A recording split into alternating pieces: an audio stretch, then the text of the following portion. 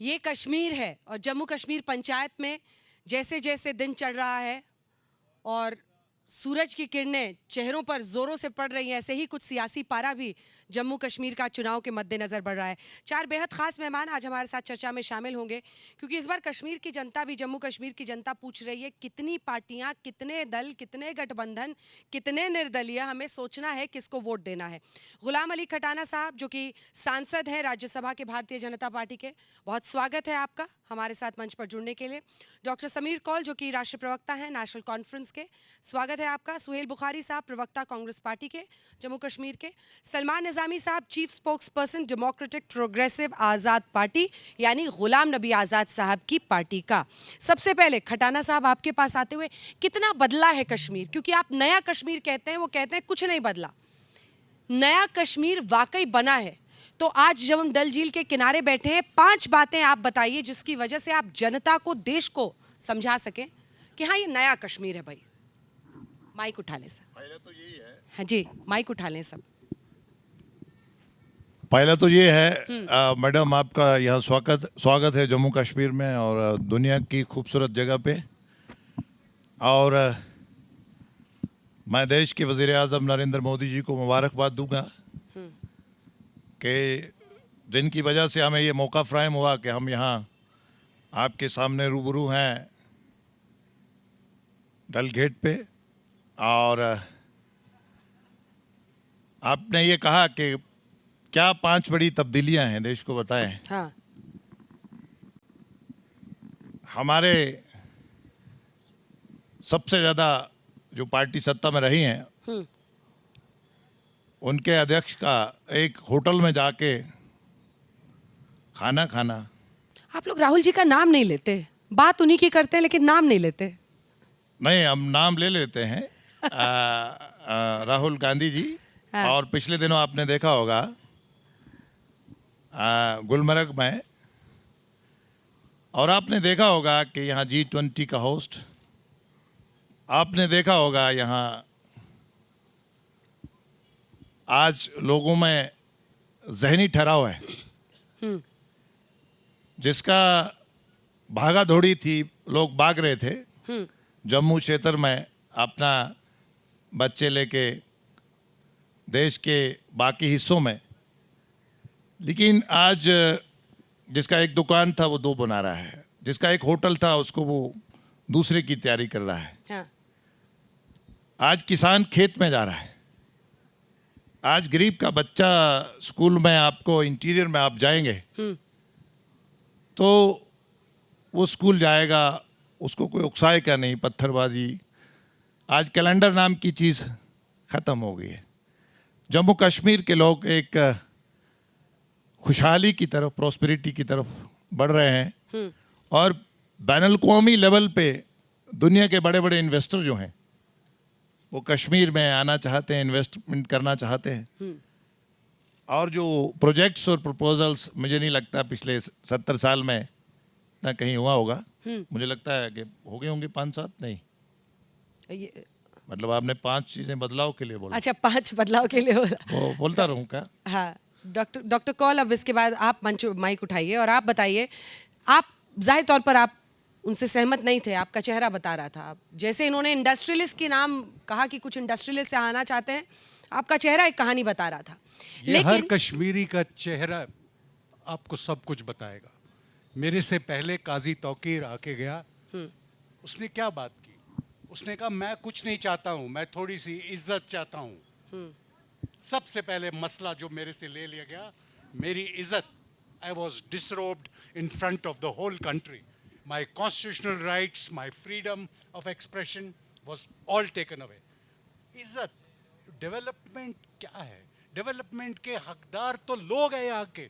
जो बदले, अगर बदला कुछ, अगर पत्थरबाज बदला क्योंकि उसने रियलाइज कर लिया कि मैं यूज हो रहा हूं, मेरा कोई फायदा नहीं, वो बदला। किसी यही तो वो सबसे बड़ी कामयाबी कहते हैं, कहते हैं हमने पत्थरबाजी खत्म कर दी। यही तो मैं बोल रहा हूं, इट हो इज गया। Just narrative.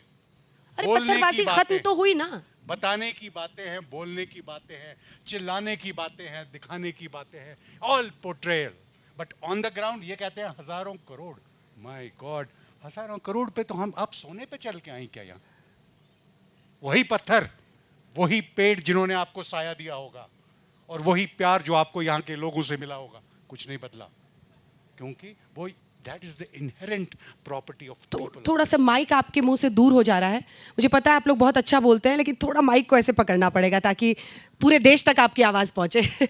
आप टीवी पर देश तक मैं आवाज पहुंचाता, लेकिन देश भी तो कान खोल ले और सुन ले। कश्मीरी की धड़कन, कश्मीरी के दिल में, कश्मीरी के दिमाग में पाकिस्तान नहीं है। ये गलत बताया जाता है, क्योंकि इसका सियासी मौकफ होता है, इसके लिए वोट लिए जाते हैं। यहां का आदमी हिंदुस्तानी ही था, हिंदुस्तानी है, हिंदुस्तानी ही मरेगा। We have had home ministers from the state. हर पार्टी ने यहां पर, आर यू अवेयर, हजारों लोग मेरी पार्टी के नेशनल कॉन्फ्रेंस के शहीद हुए पिछले 40 साल में in the cause of India. उनकी बात कोई करता है क्या? अगर भारतीय जनता पार्टी अपने आप को राष्ट्रीय पार्टी बोलती है, उनकी बात नहीं करनी चाहिए उनको? पहला धन्यवाद नेशनल कॉन्फ्रेंस के वर्कर्स का देना चाहिए, जो चौक पे जिन्होंने अपनी बलि दी हिंदुस्तान का झंडा उठाने के लिए। No, but they don't do it. I don't know why. Congress party के मेरे पास बहुत सारे काउंटर क्वेश्चंस है, लेकिन मैं शुरुआती रिमार्क, अब की बार किसकी सरकार? कांग्रेस पार्टी की अगर बनती भी है तो गठबंधन की बनेगी सरकार। वो कहते हैं कांग्रेस की मजबूरी है। कहीं ना कहीं बहुत सारे राज्यों में एक आपका बड़ा भाई होता है जिसके साथ आप आगे बढ़ते हैं। यहाँ पर जैसे वहाँ समाजवादी पार्टी है, वैसे यहाँ पर नेशनल कॉन्फ्रेंस के सहारे आप हैं। ऐसा है क्या? देखिए, अब की बार किसकी सरकार का सबसे सटीक जवाब होगा कि अब की बार जम्मू कश्मीर के अवाम की सरकार, और वो सरकार जिनसे जम्मू कश्मीर के लोगों को पिछले लगभग 10 साल से वंचित रखा गया है। जब उनकी कनपट्टी पे बंदूक रखी गई, जब उनके मुंह पे ताले लगा दिए गए, जब उनकी गर्दनों पे शमशेर रख दी गई, कोई बात करेगा तो तिहाड़ पहुंचा देंगे, कोई बात करेगा तो कोट बलवाल पहुंचा देंगे। किसी सरकारी मुलाजिम के रिश्तेदार ने सोशल मीडिया पे सरकार के खिलाफ कोई बात की तो आपको नौकरी से निकाल दिया जाएगा। तो अब की बार पहले तो जम्मू कश्मीर के अवाम की सरकार बनेगी। वो किसको उस अवाम की सरकार का रिप्रेजेंटेटिव बनाएंगे वो तो हमें 8 अक्टूबर तक पता चल जाएगा। इतने अच्छे से तमाम बातें करते हैं, काउंटर क्वेश्चन है मेरा, उसका जवाब दीजिएगा। आप लोग पहले आपस में तय कर लें, या तो जिनको जेल में, तिहाड़ जेल में भेजा जा रहा है, वो या तो बीजेपी के प्रॉक्सी हैं या बीजेपी के प्रॉक्सी नहीं हैं। अब चूंकि इंजीनियर रशीद ने बारामुल्ला में उमर अब्दुल्ला को हरा दिया तो वो बीजेपी के प्रॉक्सी हो गए। अब वही शख्स हैं जो यहाँ की आवाज़ उठाने के लिए, जिसे आप कह रहे हैं, उनको जेल में डाल दिया गया, तो वो बीजेपी के दुश्मन हुए या उनके प्रॉक्सी हैं? तय करके बताइएगा। नहीं, देखिए, यही तो विडंबना है। हाँ। कि जब हम जम्मू कश्मीर के उन लोगों की बात करते हैं जिन्हें बिना किसी कसूर के सिर्फ जुबान खोलने के जुर्म में न सिर्फ जम्मू कश्मीर बल्कि देश के विभिन्न भागों में जेलों में डाल दिया गया है, तो आप उसको पर्सोनिफाई करते हैं सिर्फ एक शख्स से जो कि एक पॉलिटिकल बैकग्राउंड से आता है। इंजीनियर रशीद साहब इकलौते कश्मीरी नहीं है जो पिछले 5 सालों में जेल में से। यहाँ हजारों नौजवान हैं, पूरी length and breadth of Jammu Kashmir देख लीजिए, कश्मीर खुसूसन नौजवान जो 6-6 साल 7-7 साल से बिना किसी सुनवाई के यूपी से लेके राजस्थान और जम्मू कश्मीर के विभिन्न जेलों में पड़े हुए हैं, और उनके खिलाफ जो मुकदमे दायर हुए थे उनकी सुनवाई तक नहीं होती। ये उन गरीब घरों के बच्चे हैं जिनके माँ बाप के पास इतना पैसा नहीं होता कि वो 6-6 महीने में एक बार जाके अपने परिजनों को देख आए वहां पे। उनके केस लड़ने की तो बात ही दूर है। तो ये जो आपका बड़ा कॉज जो आप उठा रहे हैं वो सही है, लेकिन मैं अभी तक जवाब नहीं मुझे मिला। इंजीनियर रशीद वो इसलिए इंपॉर्टेंट हैं क्योंकि उन्होंने एक सबसे बड़ी पार्टी, एक तरह से अभी आप देखें तो नेशनल कॉन्फ्रेंस के, उन्होंने जो करता धरता है उमर अब्दुल्ला, उनको हराया, 2 लाख वोट से हराया बारामूला में। देखिए, वो बीजेपी के प्रॉक्सी हैं या नहीं हैं? देखिए, वो बीजेपी के प्रॉक्सी हैं नहीं हैं, हमारे यहाँ एक चीज तो साफ है, हमारा मानना यह है कि हमारी जनता हमसे ज्यादा सूझबूझ रखने वाली है। सटीक बात यह है कि यहाँ रिकॉर्ड नंबर में इस बार जम्मू कश्मीर के आवाम ने वोट दिया है, और ये वोट बीजेपी के खिलाफ था। और ऐसा नहीं कि बीजेपी को पता नहीं था ऐसा होने वाला है। अगर उनको पता नहीं होता तो जितनी बातें हमारे मित्र ने यहाँ पे अभी गिनवाई हैं, इमेजिन कीजिए कोई भी सरकार लोगों के लिए इतना काम करे, सीधी सी बात है वो एक्सपेक्ट करेंगे कि ये लोग हमें रिवॉर्ड करेंगे इलेक्शंस में। तो फिर बीजेपी ने एक भी सीट पे कश्मीर में अपना कैंडिडेट क्यों नहीं उतारा? क्योंकि उन्हें पता है कि हम दिल्ली में बैठ के जुमलेबाजी अलग करते हैं, ग्राउंड की रियलिटी अलग है, वहां जाएंगे तो वहां तमाचा पड़ेगा लोगों से। ये खटाना साहब से आपसे मैं पूछूंगी, लेकिन आप दोनों की नज़र में तो निज़ामी साहब भी इनकी बी टीम होंगे, नहीं है? बिल्कुल है ना? बिल्कुल है। मैं बिल्कुल इसमें सहमत हूँ। पुरानी बी टीम ये रिटायर्ड एबीसी टीम है। अब एबीसी टीम नहीं आ गई, जिनको आपने जेलों से छोड़ा, वो है नया एबीसी। क्योंकि पुराना एबीसी चला आपने नहीं, सोचा कि तो नया इंजीनियर बना रशीद- दो। कश्मीर की पॉलिटिकल हिस्ट्री इसी किस्म के एब्सर्ड एक्सपेरिमेंट्स की है। बट वोट तो जनता ने दिया ना। 2 लाख वोटों के मार्जिन से अगर उमर अब्दुल्ला को हराया तो वोट तो जनता ने नहीं उससे दिया। सिर्फ डॉक्टर एक ही कौल। चीज प्रूव होती है कि यहाँ पर अलग अलग सेंटिमेंट रखने वाले लोग हैं। ठीक है निज़ामी साहब, अब आप बता रहे हैं वो कि आप बी टीम है, तो जवाब दीजिए, बी टीम है सी टीम है? गुलाम नबी देखिए, आज़ाद साहब। डॉक्टर समीर कौल साहब का मैं बहुत एहतराम करता हूँ, काफ़ी कश्मीर की आवाम की उन्होंने खिदमत की है, मेरी पर्सनल नोट पे भी। लेकिन जहाँ तक पार्टी की बात आती है, एक हैरानगी मुझे ये होती है कि यहाँ खानदानी राज को इतना कांधे पे उठा के पूरे कश्मीर को घुमाया जाता है कि 2 ही पार्टियां यहाँ राज कर सकती हैं, और अगर उनके मुखालिफ कोई खड़ा होता है तो वो ए टीम या बी टीम बन जाती हैं। अब मुझे बताइए, गुलाम नबी आज़ाद साहब ने कांग्रेस छोड़ी, क्यों छोड़ी? क्योंकि कुछ वजूहात थी। आज कांग्रेस 370 पे बोलती नहीं है। यहाँ एनसी के हमारे मित्र बैठे हैं, तो इनका स्टैंड क्या है? 370 पे कहते हैं हम वापस लाएंगे। कांग्रेस कहती है कि हम सुप्रीम कोर्ट के डिसीजन को एक्सेप्ट करते हैं। और दूसरी जब बात ए टीम, और आप दूसरों पे इल्ज़ाम लगाते हैं। अब मुझे बताइए, 87 से पहले इस कश्मीर वादी के अगर विधायक कोई थे, वो सईद अली शाह गिलानी साहब थे, जो मेन स्ट्रीम पॉलिटिक्स में चुनाव लड़ते थे और जीत के आते थे और एमएलए थे। सलाहुद्दीन जो आज पाकिस्तान में आतंकवाद का सहारा ले रहे हैं, जो आतंकी बने, वो भी 27 की रिगिंग जो नेशनल कॉन्फ्रेंस ने करवाई, उसके कारण वो बंदूक उठा के पाकिस्तान चले गए। यासीन मलिक साहब जो आज जेल में हैं, उन्होंने भी मेन स्ट्रीम पॉलिटिक्स में हिस्सा लिया था। जब रिगिंग आपने करवाई, आज वो बंदूक उठाने में मजबूर हो गए, सेपरेटिज्म करने में मजबूर हो गए। अब आज जो मेन स्ट्रीम में जुड़ना चाहता है, जो देश के लोकतंत्र पे विश्वास करता है, उसको आप कहते हैं बीजेपी प्रॉक्सी हैं। क्या गिलानी साहब भी बीजेपी प्रॉक्सी थे? क्या यासीन मलिक भी बीजेपी प्रॉक्सी थे? क्या इंजीनियर रशीद को आप चाहते हैं कि आज वो मेन स्ट्रीम में चुन के आए? आपके नेता को 2.5 लाख वोट से हराया, तो क्या वो भी बीजेपी प्रॉक्सी हो सकते हैं? जो 5 साल आप जेल में काट रहे हैं, और आपके नेता जो है यहाँ SKICC इस शानदार ये जो जेल दिखाइए ना, ये भी जेल था ना, उमर साहब के लिए जेल था। देखिए खूबसूरत नज़ारा था ये।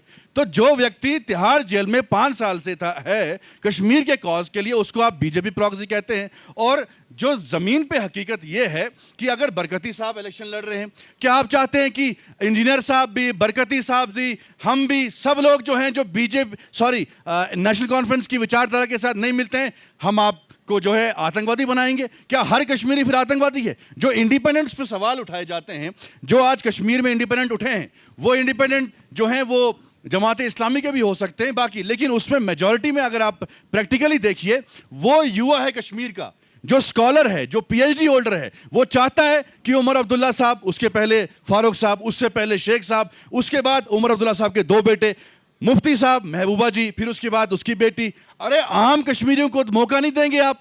क्या उनका इख्तियार नहीं है, हक नहीं है कि वो चुनावी मैदान में आए?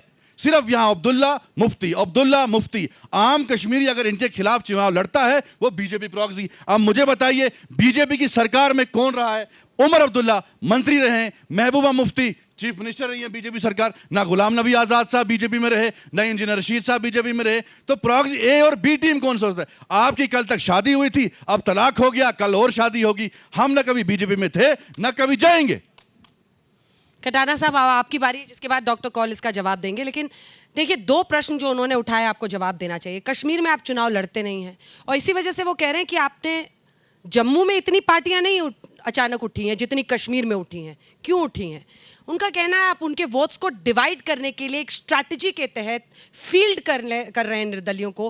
पहले राउंड की 24 सीटों पे 92 निर्दलीय हैं, अगले राउंड में 122 निर्दलीय उम्मीदवार हैं कश्मीर में, और कश्मीर में लड़ने की हिम्मत आप लोग क्यों नहीं दिखाते? ये उनका प्रश्न है, जवाब दीजिए। मैडम, थोड़ा सा हमें इस सब चीज़ के बैकग्राउंड में जाना होगा। जब कांग्रेस ने मुस्लिम कॉन्फ्रेंस से नेशनल कॉन्फ्रेंस बनाई, तो उन्होंने क्या करा कि जो नॉन कश्मीरी स्पीकिंग मुस्लिम था, even Kupwara, Baramulla, Bandipora, even Anantnag, even जो कश्मीर का गरीब कश्मीरी है, मतलब उन्होंने ऐसा ढांचा बनाया कश्मीर में कि कुछ एक फैमिली के चंद लोगों के पास पावर रहे और हम उसका एंजॉय करें, जम्मू कश्मीर के रिसोर्सेज को हम लूटें। आपने सुना होगा कि भारत के वजीर आजम रहे हैं कांग्रेस के राजीव गांधी जी, उन्होंने कहा हम 100 रुपया भेजते हैं, हमें 10 रुपये ग्राउंड पे पूछते हैं। प्रॉब्लम ये हो गई है कि भाई अगर आपने करा क्या है यहां 70 साल में,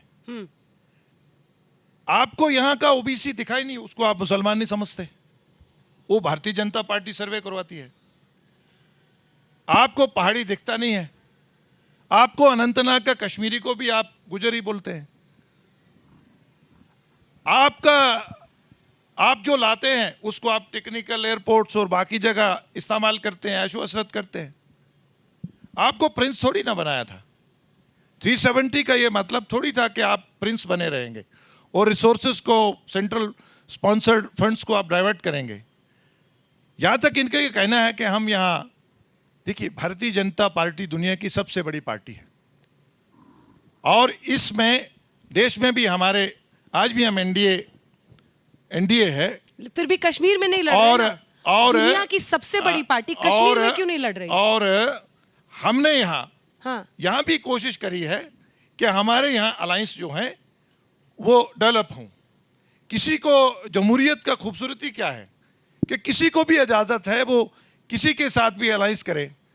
अब 96 में लोगों ने 2/3 मेजॉरिटी दिया नेशनल कॉन्फ्रेंस को, तो ऑटोनॉमी उन्होंने एक हवा क्रिएट करा कश्मीरी के सामने, लेकिन वो डस्टबिन में कहीं पता नहीं कहाँ चला गया और मिनिस्टर हो गए हमारे साथ।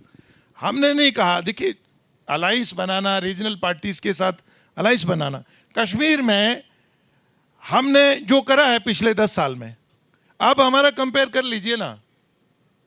हमने 5 लाख मजदूर से लेकर हमने अब्दुल्ला मुफ्ती कांग्रेस के बड़े नेताओं तक 5 लाख उनकी जेब में डाला है, पूरे देश में नहीं है। कल ही प्राइम मिनिस्टर साहब ने 70 साल जो प्लस लोग हैं उनको आयुष कार्ड का इजाजत दिया है। आज यहाँ हमने बचौले खत्म, तकलीफ क्या है कि बचौले खत्म हो गए हैं। नहीं, हम सर एक सवाल है ये, देखिए ये खेल बड़ा खतरनाक हो सकता है। अगर एक सेकंड, अगर इंजीनियर रशीद जो कि खुलकर कश्मीर में रायशुमारी की वकालत करते हैं, जो बिल्कुल हार्ड लाइनर थॉट प्रोसेस के साथ आगे चलते हैं, लोगों को उकसाते हैं, ऐसे लोगों की जीत आपके लिए कोई खुशी की बात नहीं होनी चाहिए? वो कश्मीर के लिए लॉन्ग रन में एक चैलेंज है या नहीं?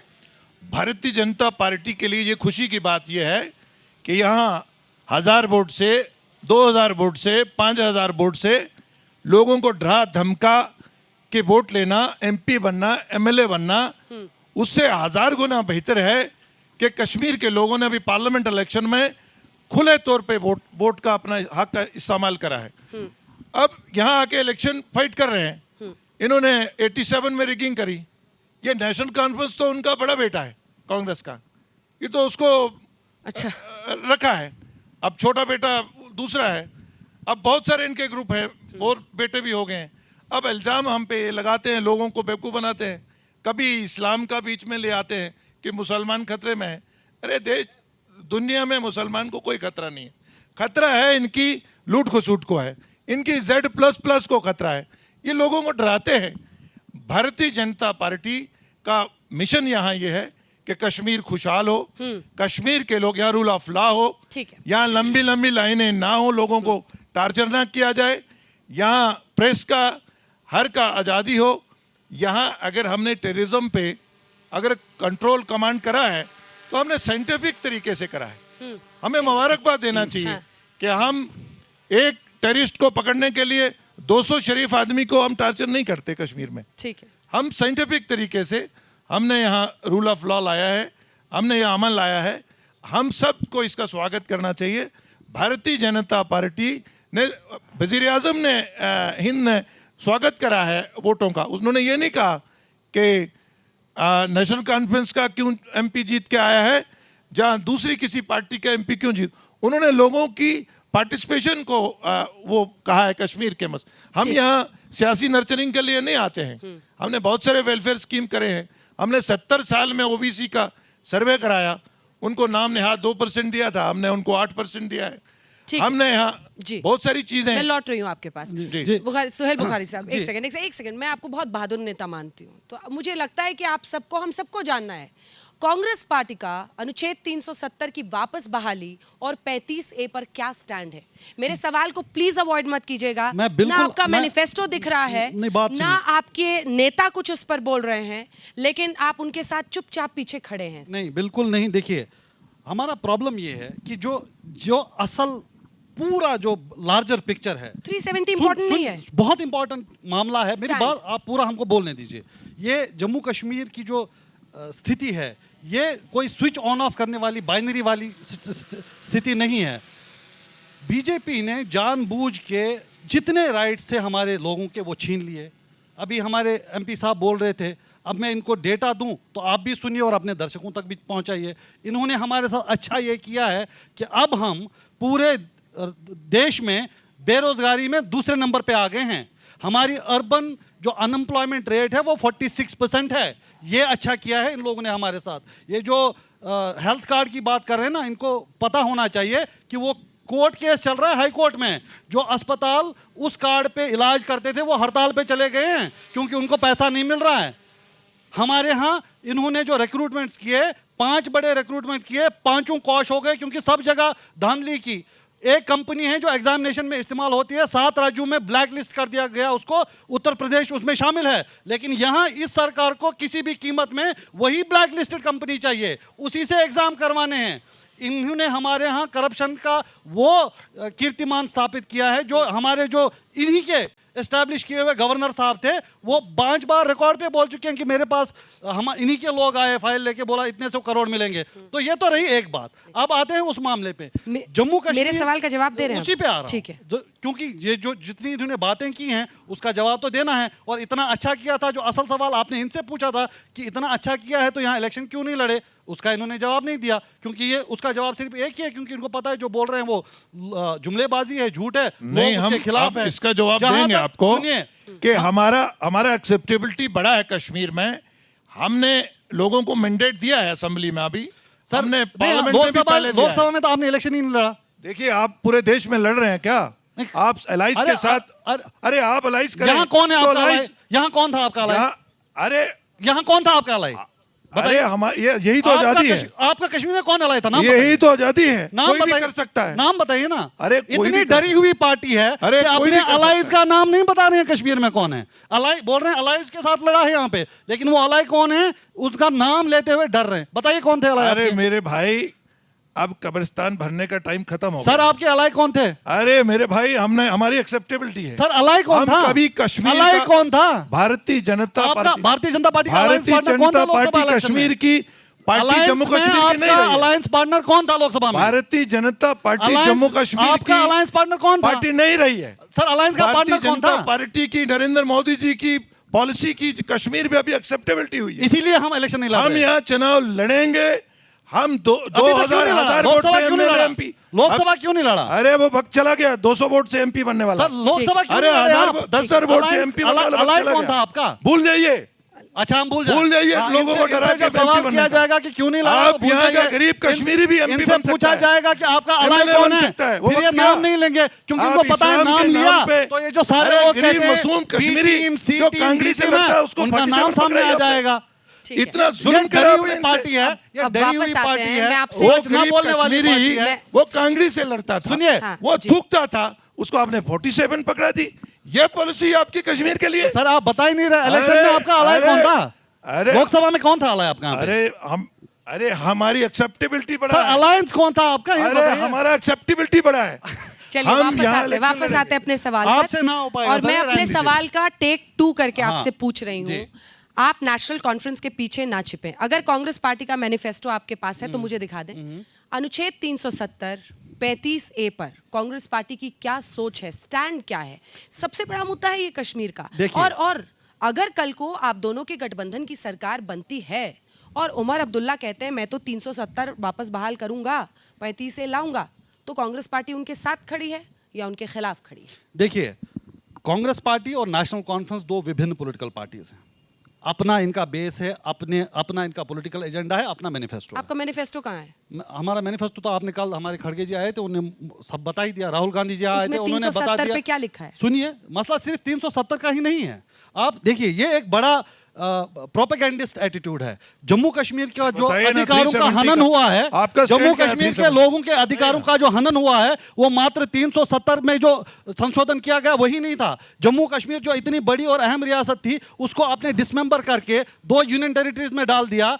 उसमें उतना ही नहीं, अब आपने एलजी को और पावर दे दिए। यहाँ का जो निवासी, मूल निवासी है, उसके लिए नौकरियां फराहम नहीं कर पा रहे आप। यहाँ हमारी बजरी तक हमारी नहीं है, उसके लिए ठेकेदार बाहर से आ रहा है। श्रीनगर म्युनिसिपल कॉर्पोरेशन में आप पार्किंग करते हैं, उसका ठेकेदार भी लोकल नहीं वैलिड है। सवाल है, लेकिन बुखारी साहब बहुत धन्यवाद आपका कि आपने मुझे नहीं बताया कि कांग्रेस पार्टी का क्या स्टैंड है। इसके लिए आपका बहुत धन्यवाद। ये कंफ्यूजन बरकरार रहेगा, मुझे लगता है चुनावों तक रहेगा। लेकिन अब डॉक्टर कॉल, आपके हमारा पास आते स्टैंड हुए। वही है जो डॉक्टर जम्मू कौल, कश्मीर की जनता की एस्पिरेशंस का होगा, और वो सबके सामने आएगा। डॉक्टर कॉल, देखिए, ये वाले सवाल का देखिए, जवाब जितनी- मिलना चाहिए। वो कह रहे कश्मीर का मतलब मुफ्ती अब्दुल्ला, बिल्कुल, मुफ्ती Abdullah. I will address that question. लेकिन आप जरा दिल और दिमाग खुला रखिएगा मेरे जवाब के लिए। सबसे पहली बात यह है कि मुझे समझ नहीं आता, डॉक्टर फारूक अब्दुल्ला से भी आपने ये सवाल आज सुबह पूछा अबाउट द फैमिली, जो है डायनास्टिक। पहले तो एक आईना मेरे को ला दीजिए दोस्तों, तो मैं इनके सामने रख के वो आईना बीजेपी का दृश्य दिखाता इनको। अमित शाह, जय शाह, पीयूष गोयल का फादर, वो सब सारा सिनेरियो भरा हुआ है। लेकिन मैं आपसे ये सवाल पूछता हूँ, क्या ये गुनाह है? Is it a sin to be born in a family which gives you political apprenticeship? क्या सर्जन का बेटा घर पे सर्जरी नहीं सीख सकता? गलत कैन बता इट रहे not come in the genes? हमारा- क्या गलत बता रहे मुझे पूरा मुझे करना, प्लीज पूरा प्लीज लॉजिक एक चीज है, नैरेटिव और वो रेटोरिक नहीं, लॉजिक। मुझे बताइए कि अगर मैं एक पॉलिटिशियन के घर में पैदा होके मेरी पॉलिटिकल परवरिश उस घर में होती है, इज इट अ क्राइम? क्या ये किसी किताब में लिखा है कि ये नहीं हो सकता? आप करें हमारा कुत्ता सफेद कुत्ता और बाकी सब तुम काले कुत्ते? No no no no no no. That is the problem. They think that people of Jammu and Kashmir state across this land, चाहे वो मुझे पीर quote करना पंचाल है। वाला हो, चिनाब वाला हो, ये उनको बेवकूफ समझते हैं। They think they are dolts. लेकिन अगर नेशनल कॉन्फ्रेंस ने इतने साल कुछ किया ही नहीं और बीजेपी ने, गवर्नर साहब ने इतनी देर में यहाँ ये सब बना दिया, तो दोस्तों आप अपने आप से खुद पूछो, ये अस्पताल, ये कॉलेजेस, ये एजुकेशनल सिस्टम, ये land reforms, we are a party with a legacy. तभी मैं ऐसे बैठता हूँ चौड़ा होके, because I am aware I am part of a party which has a legacy. It is the political history of Jammu and Kashmir state. एक counter question है doctor call, मतलब दिल दिमाग से ही वो सवाल निकला, और दिमाग से सवाल ये निकला कि बारामूला से उमर अब्दुल्ला हार गए, बावजूद इसके अब उनको 2 जगहों से चुनाव लड़ने का मौका मिल रहा मैं है। आपको इसका ऑनेस्ट आंसर दूं, क्योंकि ये बात तो साबित हो गई, जो ये सेंटिमेंट है, एंटी इंडियन सेंटिमेंट, ये स्टेट भी यूज कर सकता है। BJP used that sentiment against the national conference in that election just to show him down, उसको उतारने के लिए। तभी अब सरजान बरकती, फिर जेलों से चुन चुन के इन्होंने सीटों में छोड़े लोग, वो थोड़ी छोड़े जिनकी माएँ बिलखती हैं और तड़पती हैं अपने वार्ड्स को मिलने के लिए। उनको कौन पूछता है? उन माओं की, सिसकियों की, उनकी क्या कीमत है? लेकिन उनको छोड़ा जिनमें पोटेंशियल है वो सीट वोट काटने का वगैरह। लेकिन believe me, Kashmiris are nobody, ठीक है, निजामी साहब, इस पे आप एक दे आर छोटा नॉट सा- इडियट्स। जम्मू वाले भी जवाब देखिए, देंगे। थोड़ा और इस्तेमाल, थोड़ा अभी परिवार की wait कीजिए। जहां परिवार की बात आई, अगर डॉक्टर फारूक अब्दुल्ला साहब या नेशनल कॉन्फ्रेंस डॉक्टर समीर कोल साहब को चीफ मिनिस्टर कैंडिडेट बनाती है, मैं कल नेशनल कॉन्फ्रेंस ज्वाइन करूंगा। चीफ मिनिस्टर कैंडिडेट जो है उमर अब्दुल्ला ही होंगे, महबूबा मुफ्ती चीफ मिनिस्टर होंगी, समीर कोल साहब नहीं होंगे। इसीलिए अगर मुझे फख्र है गुलाम नबी आजाद साहब, मैंने आपके बीच पे नहीं बोला, लेट मी कंप्लीट।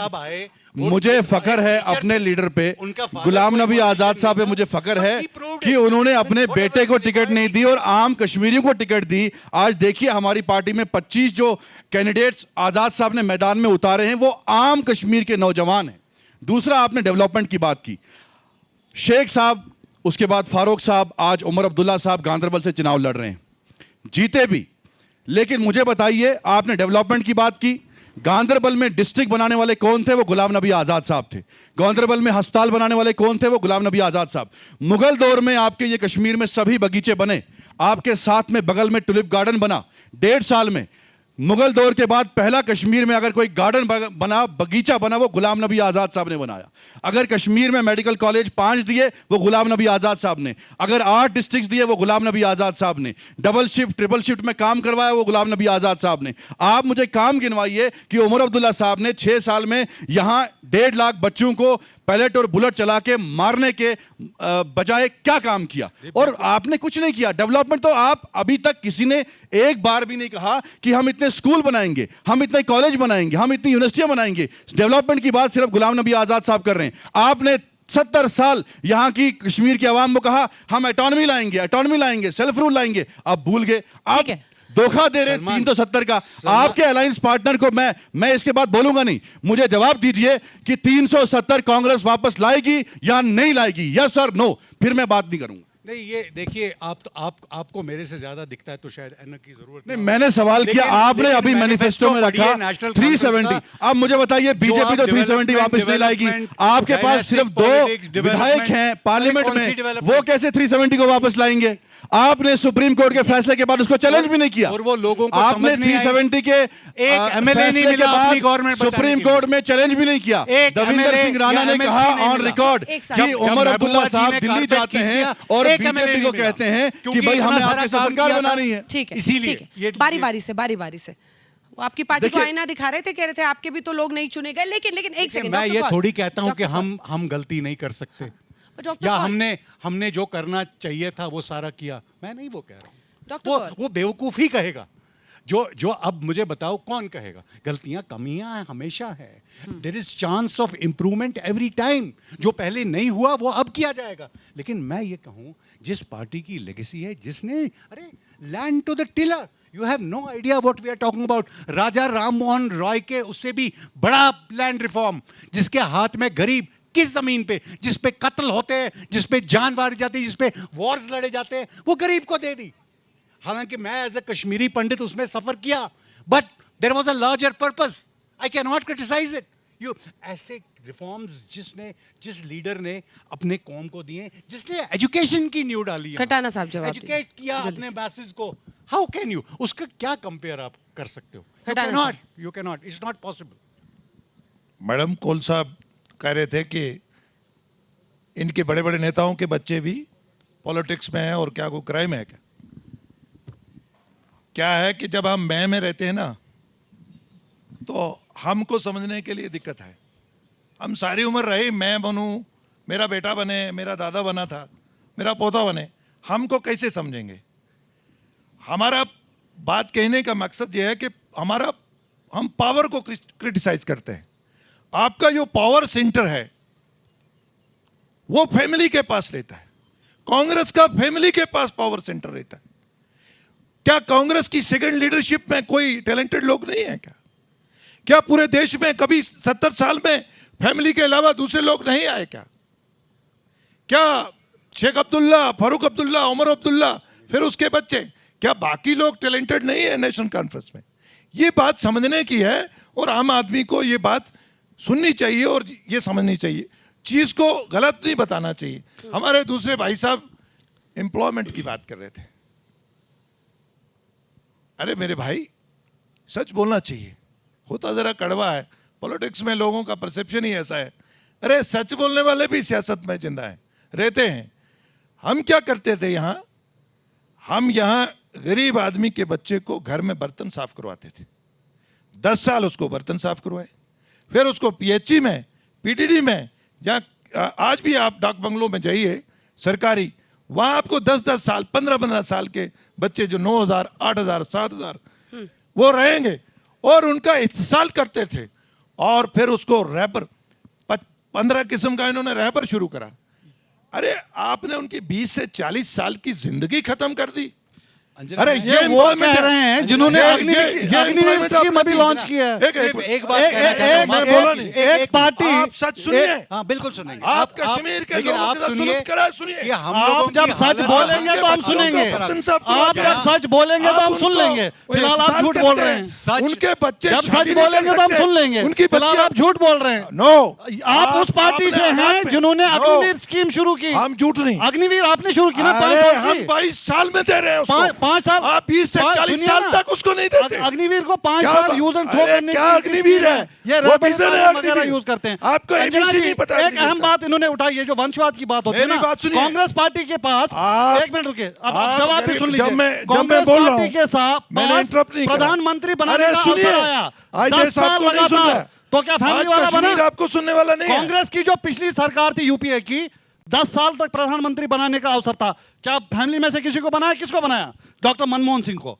अरे 11वें सुनिए, नंबर की इकोनॉमी वही रहे हम। सुनिए ना। अरे वो फैमिली से पूछते थे। अरे सुनिए ना, आज वजीर आजम देश से पूछता है। मनमोहन सिंह जी क्या बात से करते हैं? इनके जो मोदी जी देश को पूछते हैं। इनके पास विकसित भारत बेटर के लिए। इकोनॉमी है। वो फैमिली से इनके पूछते पास थे better देश को किधर economy जाना है। है। अच्छा इनके वापस पास better कश्मीर क्या में बात आए हम करते हैं आप? लोग। अच्छा इनसे क्यों बस झूठ बोलते हैं आप एक ही लोगों सवाल से? है, एक ही सच सवाल बोलिए है। लोगों से। एक ही सवाल है वापस इनसे। कश्मीर। देश के लोगों से इनसे सच एक ही बोलिए। सवाल है। अमित सच शाह जी बोलने के की जरूरत बेटे रखिए। जयशाह जी का कौन सा टैलेंट है अरे इसको जिसके समझ वजह नहीं से वो आएगा। बीसीसीआई जब जो पार्टी मैं में रही उसको हम कैसे समझ आएगा? अनअपोज्ड बने। अरे फैमिली से पावर। talent? कौन सा talent है उनका? आपके पास फैमिली को पावर है। बल्ला उनको हाथ में क्या उठाना नहीं second- आता। बल्ला उनको हाथ में उठाना चलिए, नहीं अब आता। अंत में हम पहुंच- बीसीसी और आईसीसी के चीफ बने अंत बैठे में पहुंच रहे हैं हैं सिर्फ इसलिए क्योंकि दो अमित शाह जी लाइन के में बेटे हैं। अगर आप लोग बताएं कि कांग्रेस आपकी पार्टी की करेंगे तो सोच क्या मनमोहन सिंह है, जी 10 साल प्रधानमंत्री आपकी पार्टी की रहे। सोच क्या हमने है? जो फैमिली से नहीं है, जम्मू पार्टी के कश्मीर प्रेसिडेंट एक हैं। सेकंड, जम्मू और कश्मीर की power- जनता पावर सेंटर को एक criticise second, Jammu BJP Kashmir की power जनता center को criticize इनके आपकी आने से पार्टी को पहले क्यों वोट दे? अंजना, इनके आने से पहले जी। हमारे आर्थिक स्थिति इतनी अच्छी थी, यहाँ गरीब नहीं था। इनको अपनी जब इन्होंने हाँ हालत खराब की, यूपी से और वहां से गरीब लाने पड़े काम देने के लिए। चाय वाले, ठेकेदार, माइनिंग वाले, शराब के ठेके वाले सब बाहर से लाने नहीं, पड़े आपकी बात का क्योंकि सम्मान यहाँ है, तो उस लायक लेकिन- था ही कोई लेकिन- नहीं लेकिन बेचारा। ऐसे राज्यों में अब मत चोले बांटिए खत्म देश हो को। गए, अब आपका छोड़ ये दो, कहना आदत कि वहां खत्म से हो गई। गरीब लाने पड़े, चोले ये ठीक खत्म हो नहीं गए, है। अब ये ठीक हेडक्वार्टर नहीं से है। ही काम परसेंटेज चलता वो है। कम हो गया अब ये खत्म ठीक हो नहीं बिलो है। अब पॉवर्टी headquarter लाइन से का ही जो काम डेटा चलता है, पंचायत में हर कंट्रैक्टर Headquarter। यूपी बिहार से गरीब 50,000 लाने पड़ते का थे। ठेका मुझे होगा, लगता है ये 50 बहुत का ही रहेगा। रीजनलिस्टिक है, इसको मत बोलिए ऐसी बात डॉक्टर कॉल, ये शोभा नहीं देता आपको। आप बड़े नेता हैं। मैंने क्या Don't बोला? talk- मुझे आप कह रहे हैं यूपी अंजना- बिहार से गरीब लाने नहीं पड़ते नहीं थे। अंजना ये सुन लीजिए, ये सरकारी डेटा है। सुनिए डेटा अंजना सरकारी डेटा यहाँ है। से मजदूर आए हमारा कहिए, बीपीएल उनका डबल भी हो गया सम्मान जब से कीजिए। ये आए हैं। वो अपने परिश्रम से, अपने काम से, अपने मेहनत से पैसा कमाते हैं। मैं डेटा दे ठीक रहा है। हूँ, अनएम्प्लॉयमेंट रेट की बात कर रहा So talk हूँ, like that. Infant mortality rate की बात कर रहा हूँ, यूपी बिहार के लोग हेल्थ केयर के हालत साहब अपने दिखा आप के को बात बात कर करिए। रहा हूँ। क्या वापस- यूपी डेटा और दे बिहार रहा के हूँ। लोग देश के नहीं है क्या? उनके यहाँ पे देखिए मैं अब हालात क्लास क्या मॉनिटर थे? नहीं बनना चाहती हूँ। आप सब अपनी उम्र में हैं, दिख रहे हैं। थोड़ा सा हम लोग सुने एक बार, क्योंकि 4 लोग एक साथ बोलते हैं तो किसी की आवाज़ समझ नहीं आती है। शाउटिंग मैच मत कीजिए, अपनी अपनी पार्टी की सोच बताइए। आज बताइए कश्मीर को कि वो आपके लिए क्यों वोट करें। कौन सी वो बात है आप में जो आपको वोटर भरोसा करे। मैं बीजेपी से शुरू करी, फिर एक एक करके आते हैं।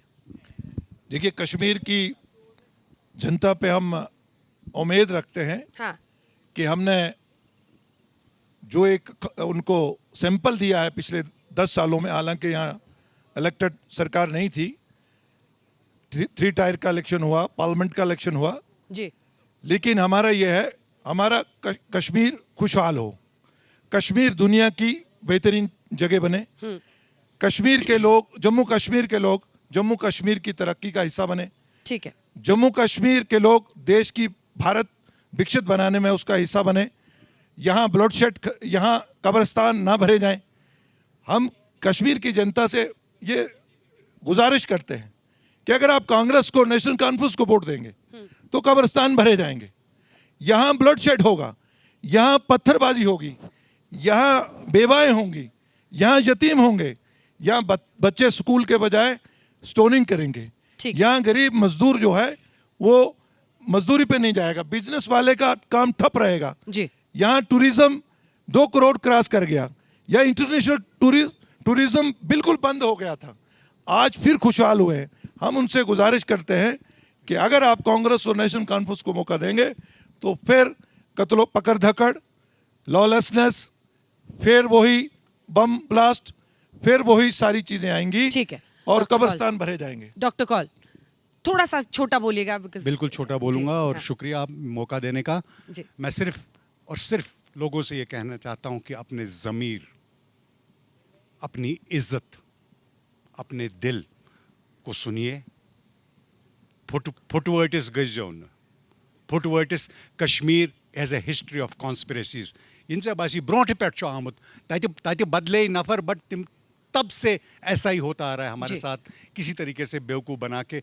याद रखिए, अपना अफसर सबसे अच्छा, बुखारी अपना भाई, अपना अफसर, अपना पुलिस, अपने लोग, अपने लिए और इस मुल्क के लिए। That is all. अपना देश, सही सही, हाँ। अपनी पुलिस, आप अपनी देश सेना, कहिए, मैं मुल्क कहता हूँ। फर्क अपना क्या है? तिरंगा। आप टॉलरेंट रहिए मेरी बुखारी बात का भी। मेरे को बर्दाश्त कीजिए। बुखारी साहब, ट्रस्ट डेफिसिट मत कीजिए मेरे साथ। बुखारी साहब, प्रॉब्लम इज ट्रस्ट डेफिसिट। हम तो सिर्फ इतना ही कहेंगे कि जम्मू कश्मीर की आवाम ये जानती है कि उनको बेहद परेशानी की स्थिति में लाने वाला, उनके राइट छीनने वाला, उन पे अनएम्प्लॉयमेंट थोपने वाला, उनसे डेमोक्रेटिक राइट छीनने वाला, उनकी स्टेट को डिसमेंबर करने वाला एक आइडियोलॉजी, एक पार्टी और एक गवर्नमेंट है। वो बीजेपी और नरेंद्र मोदी जी की गवर्नमेंट है। और उनको ये भी पता है कि इस आइडियोलॉजी जो डिविसिव है, जो कम्युनल है, जो एंटी पोर है, एंटी यूथ है, इस पूरी शक्ति के खिलाफ अगर एक कोई पार्टी या एक लीडर खड़ा है तो वो कांग्रेस पार्टी और श्री राहुल गांधी हैं। वो उन्हें पूरे देश में देखा है, इसलिए वो समझते हैं कि अगर उन्हें उनके खिलाफ ये लड़ाई लड़नी है तो उनकी अगुवाई के लिए कांग्रेस और राहुल गांधी जी से बेहतर और कोई नहीं हो सकता। निजामी साहब, देखिए, कश्मीर के लोग जो हैं बदलाव चाहते हैं, विकास चाहते हैं, और अगर ये नहीं होता तो उमर अब्दुल्ला साहब जो है परसों अपनी टोपी निकाल के लोगों के सामने भीख नहीं मांगते। शेख अब्दुल्ला साहब के पोते हैं। तो लोग चाहते हैं डेवलपमेंट हो, चेंज हो, बदलाव हो, और वो तंग आ गए हैं ये जो पारिवारिक जो यहाँ पर सल्तनतें चल रही हैं। आम लोग चाहते हैं कि यहाँ बिजली के फीसें बढ़ चुकी हैं वो कम हो जाएं, पावर प्रोजेक्ट जो हमारे बाहर नेशनल कॉन्फ्रेंस ने बेचे हैं वो हमारे वापस आ जाएं और बिजली मुफ्त मिले लोगों को। लाखों हमारे नौजवान ड्रग्स में इन्वॉल्व हुए हैं, ये बहुत बड़ा मुद्दा है, उस पर कोई बात नहीं कर रहा है। उनको रोजगार मिलना चाहिए, उनको नौकरी मिलनी चाहिए, उनका विकास होना चाहिए, और यहाँ यूनिवर्सिटियां बननी चाहिए, एजुकेशन में लोगों को इन्वॉल्व करना है। ये सिर्फ बोलेंगे ऑटोनॉमी, सेल्फ रूल, इससे कुछ नहीं होने वाला। यहाँ के लोग चेंज चाहते हैं, विकास चाहते हैं, बदलाव चाहते हैं, डेवलपमेंट चाहते हैं। यहाँ टूरिज्म आना चाहिए, यहाँ नए नए टूरिज्म के स्पॉट्स बनने चाहिए। यही बदलाव और चेंज, इसीलिए यहाँ के युवा जो हैं आज इंडिपेंडेंट इलेक्शन लड़ रहे हैं, चाहे वो मुझे हराएं या किसी और को हराएं। लेकिन लोकतांत्रिक देश की खूबसूरती है, सबको चुनाव में उतरने का मौका दिया जाए और उसको प्रॉक्सी ना बनाया जाए। तो अब की बार किसकी सरकार में आपने ये बहस सुन ली है, अब जनता को फैसला करना है किसकी बनेगी सरकार। अगर आप जम्मू कश्मीर में हैं, जरूर अपना वोट डालने जाइएगा जब भी आपके इलाके में मतदान हो। बहुत बहुत धन्यवाद आप चारों का पंचायत आज तक में आने के लिए, मंच पर अपनी बात रखने के लिए। धन्यवाद।